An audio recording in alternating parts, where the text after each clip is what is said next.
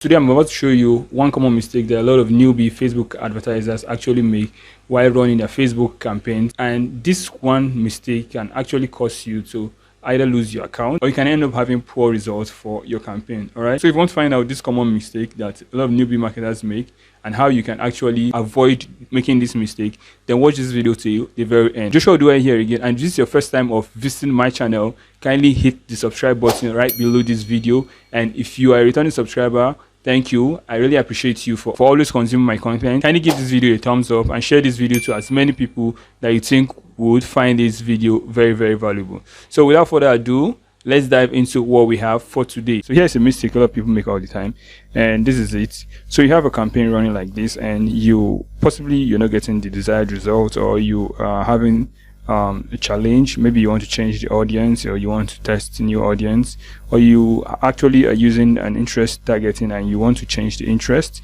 and you feel like you need to change something about these ads. For whatever reason, you feel like you just want to change something about your non-performing ads. Now what a lot of people do is this: they hover on the campaign like this and they try to edit it. They go to edit, and maybe they go to ad set. Maybe they want to change something at the ad set level, and they go ahead to change maybe the name, maybe the title, or just something. They just go ahead to just tweak something all around here, or maybe it's just the creatives they want to change.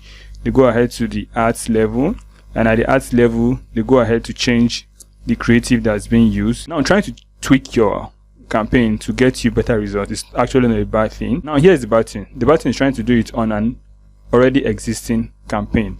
I mean, a campaign that is already running and possibly giving you results, or not even giving you results, whatever the case may be. So here's the thing: you don't want to go ahead to edit a running ads, right? So what you want to do immediately, you feel like there's something you need to change. Maybe you need to change your ad creative, maybe you need to change your targeting, or you just need to change something about your campaign so that you can be able to improve your results. All you need to do is head over to duplicate that campaign, and once you duplicate the campaign, go ahead to whatever level you want to tweak. If it's your ad set level, you want to tweak something, go to your ad set level. If it's your ads level you want to tweak, you can just head over to your ads level and you tweak whatever it is you want to tweak. If it's the creative you want to change, or your ads copy, or you just want to change a new audience in your ad set level, whatever it is you want to change, you can just go ahead from this point and change it. And once you are done changing it, you can then go ahead and click on publish so that you can publish the campaign to start running. Okay?